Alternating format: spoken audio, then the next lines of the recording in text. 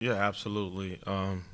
It's a pleasure being here. Having the opportunity to come back to Pensacola and compete. I'm blessed to be joined with sophomore Colton Benson from Austin, Texas, and also junior Brandon Love, all right, from Houston, Texas. Uh, I mean, hey, I've quoted my really good friend Amir at South Florida, and he says, "Gritty, not pretty." And that's what that was. We found a way. I thought that those early jitters really took over, and we were doing some things that were not so us, but credit these guys around me. They settled themselves down, and we got back to playing Texas State basketball. All right, we'll open up now for questions. Coach Johnson, being down 10 at halftime, what'd you tell the guys in the locker room, and how do you feel the guys responded coming out of the break? Well, honestly, when you're in a position that I'm in, sometimes you got to know when to not talk.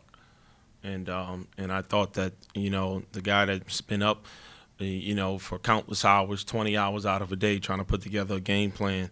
A Texas State legend, Coach Dante Mathis, gave a very spirited talk at halftime.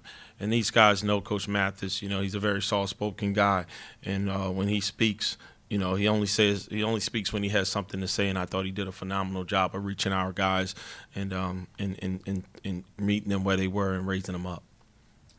And then for the guys, seeing that shot go in for ODU, and then obviously it, wasn't off before the buzzer. What was kind of the thought process of, hey, potentially seeing your season go away from you right there, and then kind of coming out and really jumping on it in overtime?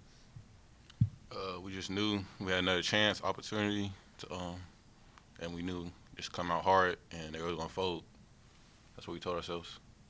Yeah, our senior guard, Dylan Dawson, before the game told us, whatever happens during this game, stay together.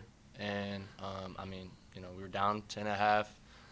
Second half, wasn't pretty, like Coach said. But we just kept believing. And going into overtime, we knew that we weren't going to lose as long as we stayed together.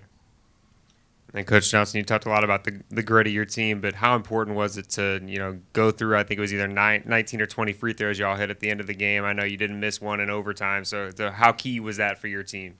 Well, I think it's important. We talk about it every day. We shoot 223 every single day, and we focus on those things because it's those little things that make a big difference. And credit these guys for being locked in and being focused and embracing that moment. And then for all you guys, how do you, go through an emotional game like this and now turn the page, tournament basketball, you got to turn the page and get ready for another, tough opponent coming up? Coach preaches that we go 1-0. So we went 1-0 today, and we got to go 1-0 tomorrow in practice, and then just keep building, keep getting better every day too. Like Conan said, just keep building, getting one day better, and preparing for our next opponent.